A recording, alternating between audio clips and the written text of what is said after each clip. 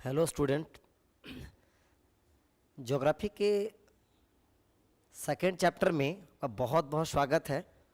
और इसके पहले हम लोग जो है फर्स्ट चैप्टर कवर किए थे। आज हम लोग ना सेकेंड चैप्टर कवर करेंगे, है ना। तो सेकेंड चैप्टर का जो नाम है वो है विश्व जनसंख्या वितरण घनत्व और वृद्धि। तो हम लोग सबसे पहला देखेंगे इस चैप्टर में कि विश्व जनसंख्या घनत्व वृद्धि, है ना। तो सबसे पहले देखेंगे तो विश्व की जनसंख्या की बात करें यहाँ पे, है ना। तो विश्व की जनसंख्या का वितरण, तो विश्व में कुल मिलाकर जो हमारा है वो 7 महादेश है ना। तो विश्व का जो 7 महादेश है, तो 7 महादेश में से सबसे जो बड़ा महादेश है वो कौन है? एशिया। एशिया जो है वो जनसंख्या के दृष्टिकोण से विश्व के सबसे बड़ा महादेश है। तो सबसे पहला हम लोग देखेंगे कि एशिया के अंदर 2 देश ऐसे हैं। पहला आपका हो जाएगा भारत और दूसरा हो जाएगा आपका चीन, जो विश्व के सर्वाधिक जनसंख्या इन्हीं 2 देशों में पाए जाते हैं। और ये जो दोनों देश हैं वो कहाँ पे हैं? एशिया में है। तो विश्व के जितने भी देश हैं, है ना, उन देशों में से एशिया और चीन, सॉरी, भारत और चीन ये सर्वाधिक जनसंख्या वाला देश है। ये दोनों एशिया में है। तो विश्व के 7 महादेशों में से सर्वाधिक जनसंख्या किस में है? एशिया महादेश में। तो हम लोग देखेंगे जो विश्व के 7 महादेश है तो उसमें जनसंख्या का प्रतिशत, यानी विश्व के कौन कौन से महादेश में कितनी जनसंख्या बटा हुआ है, तो उसको हम लोग बोलेंगे वितरण। उसके बाद यहाँ पे हम लोग पढ़ेंगे घनत्व और हम लोग क्या पढ़ेंगे? वृद्धि। तो हम इसके पहले आपके साथ ये चैप्टर में डिस्कस किए थे कि यदि आप चैप्टर बाय चैप्टर और बढ़िया से एकदम डिस्क्राइब वाला वीडियो चाहते हैं, बढ़िया से चाहते हैं, तो एक बार आप जो है प्ले स्टोर से कॉमर्स वर्ल्ड हजारीबाग का जो एप्लीकेशन है वहाँ से इंस्टॉल कीजिए। वहाँ उसमें हेल्पलाइन नंबर दिया हुआ है, उससे बात कीजिए और आप सीधा कोर्स ज्वाइन कीजिए, आपको सब कुछ वहाँ पे मिल जाएगा। तो यहाँ मैं शॉर्ट में बताना पड़ेगा, चूँकि यहाँ पे क्या है कि चैप्टर की अगर हम लोग बात करें थोड़ा सा तो एक बार देख लेते हैं। तो बोलता किसी भी देश की जनसंख्या उस देश के लिए महत्वपूर्ण संसाधन होती है। तो किसी भी देश में क्या होता है जी? मानव, है ना। किसी भी देश में हम लोग जनसंख्या का मतलब क्या? मानव। और मानव खुद का एक संसाधन है किसी देश के लिए। अगर एग्जाम्पल आप लीजिएगा, किसी देश में कोई व्यक्ति ही ना हो, है ना, तो बताइए उस देश का क्या होगा? तो किसी भी देश की जो महत्वपूर्ण संसाधन है वो क्या है? मानव वहाँ का, या जनसंख्या वहाँ का महत्वपूर्ण है। तो किसी भी राष्ट्र के प्राकृतिक संसाधनों का उपयोग वहाँ के मानव संसाधनों द्वारा संभव है और देश के प्रौद्योगिकी एवं व्यापारिक उन्नति का निवारण करने वाले जनसंख्या पर निर्भर करती है। अतः हम यह कह सकते हैं कि किसी राष्ट्र के समुचित विकास वहाँ के मानव संसाधन के द्वारा, है ना, किया जा सकता है। ठीक है। तो थोड़ा सा यहाँ पे देखेंगे तो देखिए इस चैप्टर का मैं सिर्फ स्टार्टिंग यहाँ पे बता पा रहा हूँ, चूँकि यहाँ पे हो क्या रहा है कि चूँकि इतना सारा कुछ मेन टॉपिक आपके साथ में डिस्कस करूँगा, ठीक है ना। जो मेन टॉपिक है उसको आप समझने की थोड़ा कोशिश कीजिए। तो यहाँ पे क्या बोल रहा है, तो आप अभी जनसंख्या वितरण घनत्व समझेंगे कि जनसंख्या घनत्व क्या होता है। बोलता प्रति वर्ग किलोमीटर क्षेत्र में निवास करने, है ना,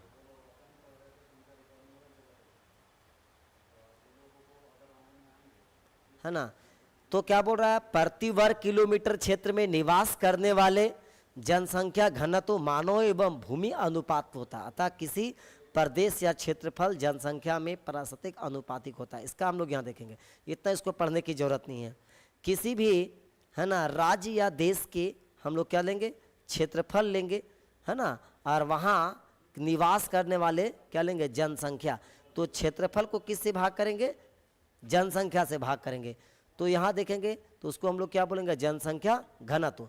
तो जनसंख्या घनत्व कैसे निकालते हैं? प्रति वर्ग किलोमीटर में निवास करने वाले व्यक्तियों को हम लोग क्या बोलते हैं? गणितीय जनसंख्या घनत्व बोलते हैं। तो गणितीय जनसंख्या घनत्व का सूत्र क्या होता है? तो सबसे पहला देखेंगे प्रदेश की कुल जनसंख्या बटा प्रदेश का कुल क्षेत्रफल, है ना। फिर से यहाँ ध्यान देगा कि प्रदेश की कुल जनसंख्या, तो प्रदेश का हमारा जो कुल जनसंख्या होगा और उसके कुल क्षेत्रफल से हम लोग क्या कर देंगे? भाग दे देंगे, ठीक है ना। तो हम लोग क्या कहलाएगा? ये जनसंख्या घनत्व कहलाएगा, है ना। तो इसको हम लोग बोलेंगे अंक गणितीय, क्या बोलेंगे इसको हम लोग? अंक गणितीय घनत्व बोलेंगे इसको। फिर से ध्यान देंगे, कभी कभी ना आपको सिर्फ फार्मूला पूछ सकता है, तो क्या बोलेंगे यहाँ पे कि प्रदेश की कुल जनसंख्या बटा प्रदेश का कुल क्षेत्रफल, है ना, यानी किसी प्रदेश का कुल जनसंख्या कितना है और उस प्रदेश का क्षेत्रफल कितना है। यदि क्षेत्रफल को जनसंख्या से भाग देंगे तो जो हमारा भागफल होगा उसको हम बोलेंगे अंक गणितीय घनत्व। एक होता है कालिक घनत्व, इसका क्या अर्थ होता है सबसे पहले यह देखेंगे। तो विश्व देश की कुल जनसंख्या बटा कुल कृषि योग्य भूमि, है ना, तो हमारे यहाँ देखेंगे कि ये हमारा जो पूरा भूमि है, क्षेत्रफल है, तो उसमें से क्या होता है, कुछ सभी हिस्सों में खेती तो किया नहीं जा सकता, तो कुछ ऐसे हिस्से हैं जहाँ पे खेती संभव है, तो उसको हम लोग क्या बोलेंगे, तो कृषि, इस क्षेत्र को बोलेंगे हम लोग कृषि योग्य भूमि। तो देश की कुल जनसंख्या बटा कुल कृषि योग्य भूमि, इसको जब हम लोग भाग देंगे तो कालिक, है ना, घनत्व निकल जाएगा। एक होता कृषि घनत्व, तो कृषि में संलग्न जनसंख्या, मतलब यहाँ पे इसका क्या अर्थ हुआ कि हमारे किसी भी देश में जो कुल जनसंख्या है सभी लोग तो कृषि कार्य नहीं करेंगे, है ना, तो कृषि कार्य कुल जनसंख्या का जितना प्रतिशत लोग कृषि कार्य में संलग्न है और उसको कृषि योग्य भूमि, इन दोनों में क्या करते हैं, इसको हम लोग भाग दे देते हैं, तो क्या निकल जाएगा हमारा, है ना, कृषि घनत्व निकल जाएगा। तो मेन आपके साथ इसमें हम टॉपिक पर डिस्कस करेंगे, है ना, उसके बाद थोड़ा सा हम लोग इसमें आ जाते हैं, ठीक है। तो विश्व का सर्वाधिक जनसंख्या घनत्व वाला राष्ट्र कौन है? तो विश्व का सर्वाधिक जनसंख्या घनत्व वाला देश कौन है? बांग्लादेश। बांग्लादेश, जहाँ पर क्या हुआ कि 1 किलोमीटर में 1265 लोग रहते हैं। ध्यान दीजिएगा कि बांग्लादेश विश्व का सर्वाधिक जनसंख्या घनत्व वाला देश है। तो यहाँ पे क्या है कि 1 किलोमीटर एरिया में कितने लोग रहते हैं? 1265। अगर हम भारत की बात करें तो भारत का जो है वो जनसंख्या घनत्व क्या है, तो 1 किलोमीटर में 450 लोग रहते हैं। तो आपको पता है कि भारत का कुल क्षेत्रफल कितना है? तो भारत का कुल क्षेत्रफल है 12.8 लाख, है ना, वर्ग किलोमीटर, है ना। तो ये क्या भारत का कुल क्षेत्रफल, और भारत की कुल जनसंख्या कितना है? तो वर्तमान में देखेंगे तो भारत के कुल जनसंख्या 143 करोड़ है ना। तो यहाँ पे देखेंगे तो भारत, यहाँ देखेंगे ये 450 प्रति वर्ग किलोमीटर। जापान का कितना है? 348 प्रति व्यक्ति किलो, और फिलीपींस का कितना? 352। तो यहाँ पे हम लोग कुछ देश के बारे में देख लेते हैं, थोड़ा और इसमें से हम लोग देख लेते हैं कि इसको, है ना। तो चीन विश्व का सर्वाधिक जनसंख्या वाला देश है ना। 2011 के अनुसार यहाँ की कुल जनसंख्या कितना था? 143 करोड़। लेकिन अगर वर्तमान में एक रिपोर्ट की बात करें, है ना, तो चीन को पीछे छोड़ते हुए भारत जो है वो चीन से भी आगे निकल गया है। यानी कितना है भारत? 143 करोड़। यानी जनसंख्या के दृष्टिकोण से वर्तमान में बात करें तो विश्व का जो सबसे बड़ा जनसंख्या वाला देश होगा वो कौन होगा जी? भारत। ये नई जानकारी आप देख लेंगे, ठीक है। तो जनसंख्या घनत्व वहाँ कितना है? तो यहाँ का कुल जनसंख्या 143 करोड़ है और जनसंख्या घनत्व कितना है? 141 प्रति वर्ग किलोमीटर। सोचिए, यहाँ बांग्लादेश भारत और देश की अपेक्षा देखिए विश्व का सर्वाधिक जनसंख्या वाला देश यहाँ चीन दिखा रहा है, जिसकी जनसंख्या 2011 के अनुसार 143 करोड़ है, और वहाँ प्रति वर्ग जो व्यक्ति वर्ग किलोमीटर मात्र 141 है ना। अब यहाँ ध्यान देना कि जनसंख्या के वितरण तथा घनत्व को प्रभावित करने वाले कौन कौन कारक हैं। तो पहला है आपका आर्थिक कारक, सामाजिक, सांस्कृतिक, इन कारकों को शामिल किया जा सकता है, ठीक है। तो भौगोलिक कारक अगर आप ना, है ना, इसके पीछे और एक चैप्टर पढ़ा है उसमें सारा इस टॉपिक को हम लोग डिस्कस किए हैं, है ना। तो इसका देखते हैं कि परीक्षा के दृष्टिकोण से कौन सा इम्पॉर्टेंट क्वेश्चन है ना, जो तो अभी जो हम लोग डिस्कस करेंगे वो करेंगे MC के ऊपर हम लोग डिस्कस करने जा रहे हैं, ठीक है। तो आइए सबसे पहला क्वेश्चन यहाँ पे देखेंगे, क्योंकि मैंने ऊपर इसलिए डिस्क्राइब किया कि यहाँ पे आप ऑप्शन को देखकर राइट आंसर आप बता सकते हैं, ठीक है। तो इसको एक बार थोड़ा सा आप यहाँ पे देख लेते हैं, ठीक है। तो यहाँ पे हम लोग देखेंगे तो एक बार देखेंगे कि क्वेश्चन कुल मिलाकर यहाँ जो है वो कितना क्वेश्चन दिया हुआ है। तो कुल मिलाकर जो क्वेश्चन है ना, वो 9 ऑब्जेक्टिव प्रश्न दिए हुए हैं। तो हम लोग पहले 9 ऑब्जेक्टिव प्रश्न की चर्चा हम लोग यहाँ पे कर लेते हैं। तो आइए आपके बीच पहला क्वेश्चन दिख रहा है स्क्रीन के ऊपर, तो क्या दिख रहा है क्वेश्चन, हम लोग उसकी बात यहाँ पे कर लेते हैं, ठीक है। तो यहाँ पे ध्यान देना क्वेश्चन नंबर 1 आते हैं यहाँ पे, ठीक है। क्वेश्चन नंबर 1 क्या बोल रहा है कि बोलता निम्नलिखित में किस महाद्वीप में जनसंख्या सर्वाधिक है। तो सबसे बिना देखे आपका जो राइट आंसर होगा, तो आपको बताए थे यहाँ कौन सा, एशिया। तो ये एशिया हो जाएगा आपका ये राइट आंसर। फिर से याद कीजिएगा, है ना। इस वीडियो के लास्ट तक आप बने रहिए ताकि आपका एक भी क्वेश्चन छूटे ना, और आप क्लास में पढ़ते पढ़ते आपको याद हो जाएगा। आपको एक्स्ट्रा याद करने के लिए कोई समय देने की ज़रूरत नहीं, बस आप वीडियो को ध्यान से देखिए, है ना, और अंतिम तक वीडियो में आप बने रहिए। और इस तरह का वीडियो आप चाहते कि आपको हर दिन इस तरह का वीडियो मिले, हिस्ट्री में, पॉलिटिकल में, ज्योग्राफी में, इंग्लिश में, सभी सब्जेक्ट में, तो एक बार आप इस चैनल को, है ना, सब्सक्राइब कर लीजिए, है ना, और वीडियो को कम से कम आप जरूर लाइक कीजिए, ठीक है। तो यहाँ पे क्या हो रहा, तो ये आप बोलता कौन सा एक विरल जनसंख्या वाला क्षेत्र है। विरल का क्या अर्थ होता है ना, जहाँ पे बहुत कम जनसंख्या, विरल जनसंख्या वाला। तो हम लोग दूसरा का आंसर देखेंगे, तो विरल वाला क्या हो जाएगा, तो विरल जनसंख्या हो जाएगा आपका दक्षिणी पूर्वी एशिया। तो इसका राइट ऑप्शन क्या हो जाएगा, सी, और ये आपका हो जाएगा सही आंसर। बोलता कौन सा एक प्रतिकर्ष कारक नहीं है ना। तो देखिए यहाँ पे जल अभाव, बेरोजगारी, चिकित्सा और महामारी। तो तीसरा का जो सही आंसर होगा वो क्या होगा, चिकित्सा, है ना, और शैक्षणिक सुविधाएं। ये आपका ये राइट आंसर होगा। आइए क्वेश्चन नंबर तो हम 4 बात करते हैं। तो किसी क्षेत्र की जनसंख्या परिवर्तन का सूचक होता है ना। किसी क्षेत्र की जनसंख्या परिवर्तन का क्या कौन सा सूचक होगा, तो आर्थिक, सामाजिक उत्थान, उसके बाद हो जाएगा तुम्हारा ऐतिहासिक, ये इनमें से देखेंगे। तो जनसंख्या परिवर्तन के क्या कारण था, पहला आर्थिक प्रगति, दूसरा ये भी हो जाएगा ये। तो इसका सही आंसर क्या होना चाहिए आपका, ये हो जाएगा यानी राइट आंसर, इनमें से सभी हो जाएगा। आइए अगला देखेंगे। तो प्रवास के संदर्भ में वह स्थान जहां लोग गमन करते हैं क्या कहलाता है ना। तो जहां से लोग क्या करते हैं, गमन। तो क्वेश्चन नंबर जो 5 है उसका जो सही आंसर होगा उसको हम लोग क्या बोलते हैं, उद्गम स्थान, उद्गम स्थान, ठीक है। तो वहां से जो लोग हैं छोड़कर कहीं दूसरे जगह चले जाते हैं तो उसको, है ना, तो किस प्रोसेस को क्या बोलते हैं हम लोग, इस प्रोसेस को हम लोग बोलते हैं प्रवास। क्या बोलते हैं उसको हम लोग, प्रवास बोलते हैं। तो राइट आंसर क्या हो जाएगा आपका, है ना, ये हो जाएगा आपका, ठीक है। क्वेश्चन नंबर 6 क्या बोलता है कि मानव जनसंख्या का, है ना, मानव जनसंख्या का प्रारंभिक 1 करोड़ होने का कितना समय लगा 1 करोड़। तो क्वेश्चन नंबर जो 6 है उसका जो सही आंसर होगा वो क्या होगा, 10 लाख वर्ष, 10 लाख, है ना। 1 करोड़ होने में कितना समय लगा, 10 लाख वर्ष, ठीक है। शुरुआत की बोल रहे हैं, मतलब आरंभिक काल में 1 करोड़ जनसंख्या, हम सोचिए शुरू से लेकर 10 लाख वर्ष तक, तब जाकर कहाँ 1 करोड़ जनसंख्या हुआ। अभी तो 1 करोड़ होने में तनिक समय नहीं लग रहा है ना।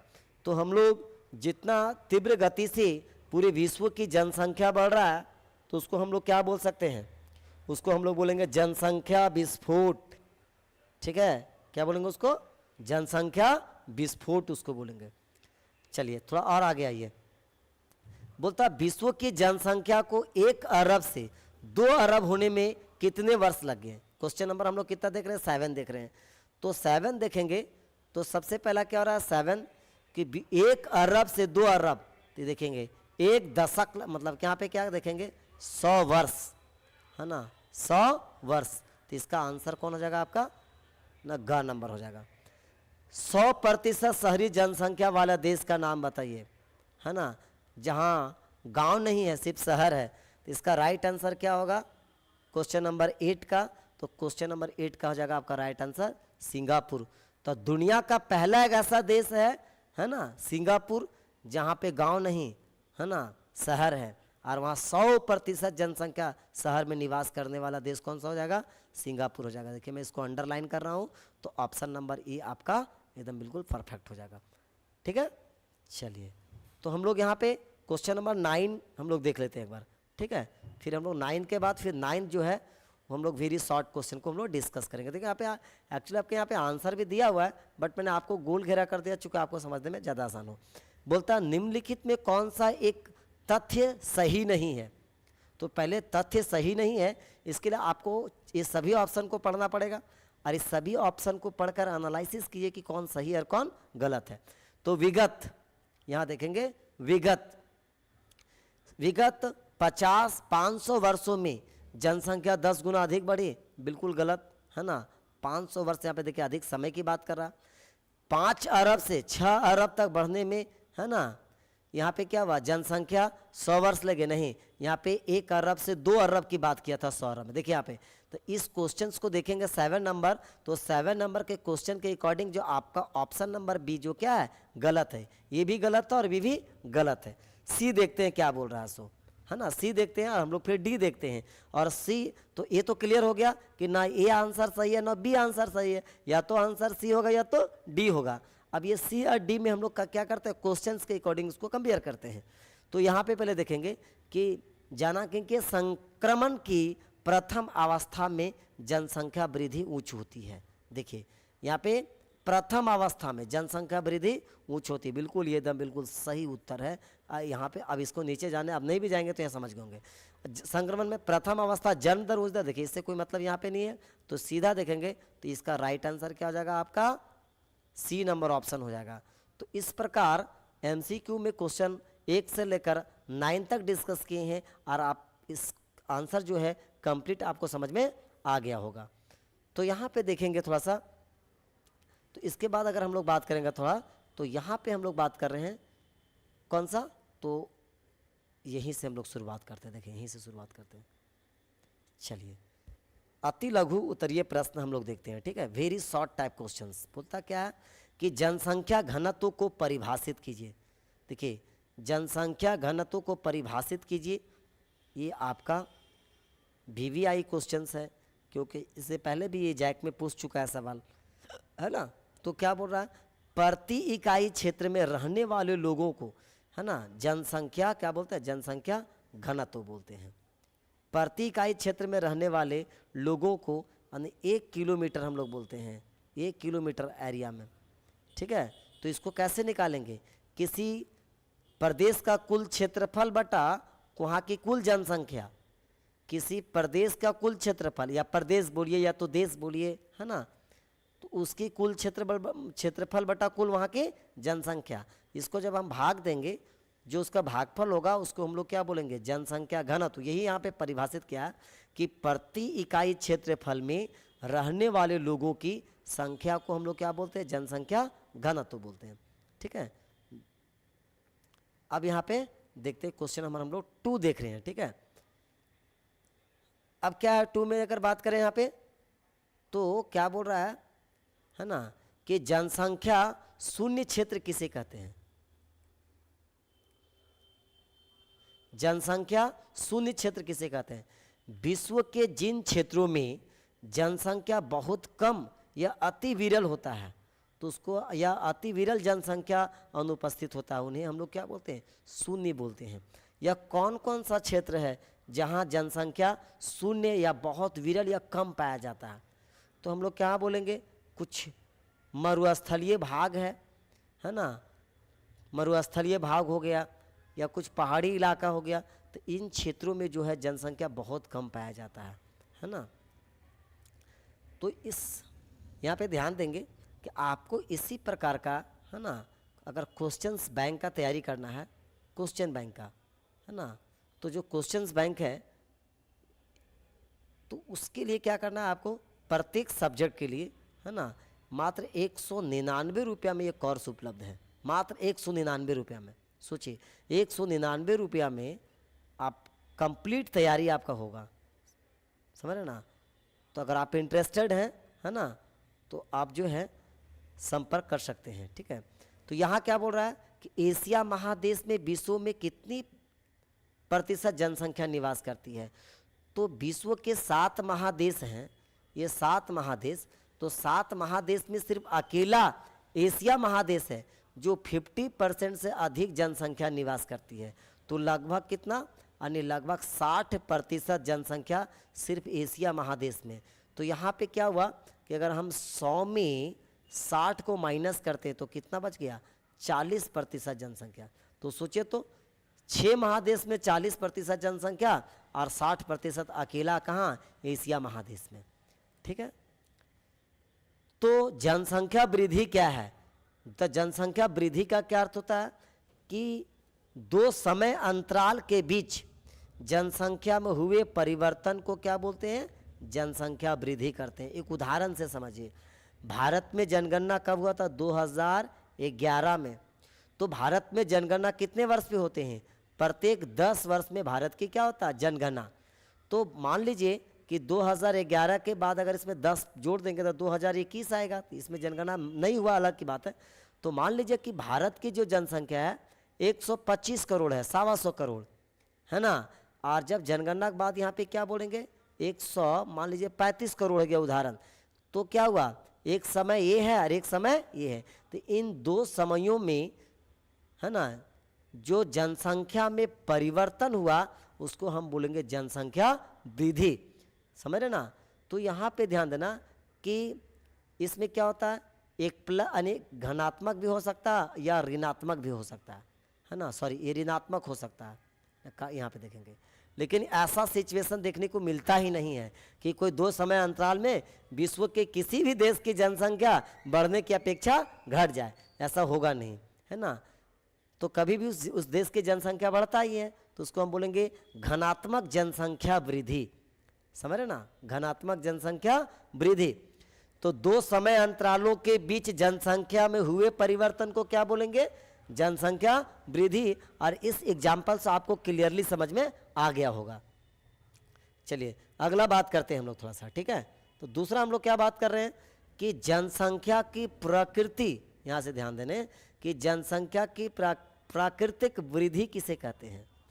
तो यहाँ ध्यान दीजिएगा, किसी क्षेत्र विशेष में दो समय अंतरालों में जन्म और मृत्यु के अंतर में हुए जनसंख्या वृद्धि या प्राकृतिक वृद्धि कहते हैं। सबसे पहला देखेंगे कि कोई क्षेत्र है, इसको ऐसे देखेंगे। जानते हैं हमारे देश में जनसंख्या वृद्धि का जो सबसे बड़ा कारण है ना, वह अशिक्षा है ना। अशिक्षा जो है वो जनसंख्या वृद्धि का सबसे बड़ा कारण है। तो यहाँ देखेंगे जन्म दर और मृत्यु दर। तो जन्म दर हम लोग अभी इसके बाद हम लोग नेक्स्ट चैप्टर में इसको डिस्कस करेंगे हम लोग कि जन्म दर और मृत्यु दर क्या होता है, ठीक है। और उसको हम लोग कैसे मापते हैं, कितने हजार जनसंख्या पर इसको मापते हैं, है ना। आज जन्म दर और मृत्यु दर ये दोनों आपको हम इसके बाद का जो चैप्टर है उसमें विस्तार पूर्वक आपको हम पढ़ाने वाले हैं, ठीक है। तो क्या बोला, किसी विशेष क्षेत्र में दो समय अंतराल में जन्म और मृत्यु हुए जनसंख्या के वृद्धि की प्राकृतिक वृद्धि कहते हैं। यहाँ ध्यान दीजिएगा कि 1000 जनसंख्या पर मान लीजिए कि 460 बच्चे का क्या हुआ, जन्म हुआ। और मानते हैं ना अंतराल में यहाँ क्या बोलते हैं, और अगर 1000 पे मान लीजिए का दूसरा, तो उसमें करीब करीब मान लीजिए 160 बच्चा का क्या हो गया, मृत्यु। तो हम लोग सबसे पहले देखेंगे 460 में 160 को क्या करेंगे, यहाँ पे माइनस कर देंगे, और उन दोनों के बीच जो अंतर आएगा उसी को बोलेंगे हम लोग प्राकृतिक वृद्धि। क्या बोलेंगे उसको हम लोग, प्राकृतिक वृद्धि। देखिए जो क्वेश्चन नंबर जो 6 है ना, वो हम लोग क्या बोले कि जनसंख्या वृद्धि और आर्थिक विकास में कैसा सहसंबंध पाया जाता है। तो जनसंख्या वृद्धि और आर्थिक वृद्धि, तो इसको क्या बोलते हैं, ऋणात्मक सहसंबंध। क्या होता है, ऋणात्मक सहसंबंध। इसका मतलब क्या होता है कि जिस देश में जिस प्रकार से तीव्र गति से जनसंख्या में वृद्धि हो रहा है, तो वृद्धि होने के कारण इसका सीधा प्रभाव किस पर पड़ रहा है, उपलब्ध संसाधनों पर। तो उपलब्ध संसाधन जो है वो सीमित है और जनसंख्या असीमित होता रहा है, जिसका सीधा प्रभाव किस पर पड़ेगा, आर्थिक विकास पर, है ना। तो इसको हम बोलेंगे ऋणात्मक सहसंबंध। क्लियरली आपको ये समझ में आ गया होगा। चलिए थोड़ा सा हम लोग क्वेश्चन नंबर 7 को देखते हैं। तो जनसंख्या वृद्धि से उत्पन्न सर्वाधिक गंभीर समस्या क्या है। तो जनसंख्या वृद्धि से उत्पन्न जो सर्वाधिक गंभीर समस्या है वो है संसाधनों का ह्रास। क्यों? क्योंकि हमारे पास किसी भी देश के पास जो भी संसाधन है ना, वो क्या है, सीमित संसाधन है, और जनसंख्या क्या है, असीमित वृद्धि हो रही है। तो जिसका सीधा प्रभाव वहाँ के संसाधनों के ह्रास क्यों होगा, ठीक है। वहाँ के उपलब्ध जो संसाधन है उसका क्या होगा, ह्रास होगा। चलिए क्वेश्चन नंबर थोड़ा 8 देखते हैं, है ना। जनक के संक्रमण सिद्धांत को उपयोग क्या है ना। तो किसी क्षेत्र की जनसंख्या के वर्णन तथा भविष्य में जनसंख्या के पूर्वानुमान किया जाता है। संक्रमण सिद्धांत, तो किसी क्षेत्र की जनसंख्या का वर्णन और भविष्य में वहाँ की जनसंख्या में कितना वृद्धि हो सकता है, उसी को पूर्वानुमान हम लोग क्या बोलते हैं, जनसंख्या संक्रमण का ये सिद्धांत है। ये सिद्धांत जो है, उस सिद्धांत के तहत क्या बताया गया है कि किसी क्षेत्र की जो वर्तमान में जो जनसंख्या है सो तो है ही, लेकिन भविष्य में कितना वहाँ वृद्धि हो सकता है, कितना जनसंख्या बढ़ सकता है ना, यह सिद्धांत बताता है। क्वेश्चन नंबर थोड़ा 9 देखेंगे कि 9 क्या बोल रहा है ना। तो 9 बोल रहा है कि जनसंख्या परिवर्तन के 3 घटक बताइए, कि जनसंख्या परिवर्तन का 3 घटक क्या है ना। तो जनसंख्या परिवर्तन का जो पहला घटक है वो है जन्म दर, दूसरा है मृत्यु दर, और अगला क्या है, प्रवास। तो ये हो जाएगा आपका पहला, ये आपका दूसरा, और ये हो गया आपका तीसरा। तो जनसंख्या परिवर्तन के 3 घटक है। इससे क्या होता है, कहीं पे जन्म दर अधिक होते हैं, मृत्यु दर कम होता है, ऑटोमेटिक जनसंख्या में वृद्धि हो जाएगा। प्रवास का क्या होता है, एक स्थान को छोड़कर कहीं दूसरे स्थान पर निवास कर जाना, है ना। तो उसको, इस प्रोसेस को क्या बोलेंगे, उसको हम लोग प्रवास बोलेंगे। तो जनसंख्या का परिवर्तन का पहला घटक क्या हो जाएगा, जन्म दर, मृत्यु दर और प्रवास। तो यहाँ पे हम लोग क्या देखेंगे कि विश्व की जनसंख्या, तो आपके साथ यहाँ पे देखेंगे, तो कुछ यहाँ पे ये टॉपिक देखिए आप भी पढ़ सकते हैं, है ना। और पढ़कर इसको जो है वीडियो को रोक कर जो है स्टॉप करके आप इसको नोट्स भी बना सकते हैं, है ना। नोट्स भी बना सकते हैं। तो नोट्स बनाते समय इस बात का ध्यान दीजिएगा कि आपको सिर्फ क्या करना, क्वेश्चंस लिखना है। आप क्वेश्चन लिखिए और आंसर का जगह छोड़ दिए 1 लाइन, है ना। और आप जो वीडियो में देखे हैं, जो सीखे हैं, उसको बिना देखे आप लिखिए आंसर। क्यों? क्योंकि अंग्रेजी में एक बहुत अच्छा कहावत है, right main makes a perfect. इसका क्या अर्थ हुआ कि जब आप किसी चीज़ को पढ़ते हैं, है ना, और पढ़ने के बाद अगर उसको बिना देखे लिख दिए, है ना, तो आप कभी उसको फिर भूलेंगे नहीं, है ना। तो सबसे पहले हम लोग क्या देखेंगे, तो इस वीडियो में हम लोग यहीं तक डिस्कस करेंगे। फिर नेक्स्ट वीडियो में इसका जो लॉन्ग टाइप क्वेश्चंस होगा, है ना, विथ आंसर आपके साथ हम लोग डिस्कस करेंगे। ठीक है, तो एक बार आप जो है इस वीडियो को ज़रूर लाइक कीजिएगा और चैनल को सब्सक्राइब कर लेंगे, ताकि आपको और जो नए वीडियो आने वाला है आपके तक सबसे पहले पहुँचे।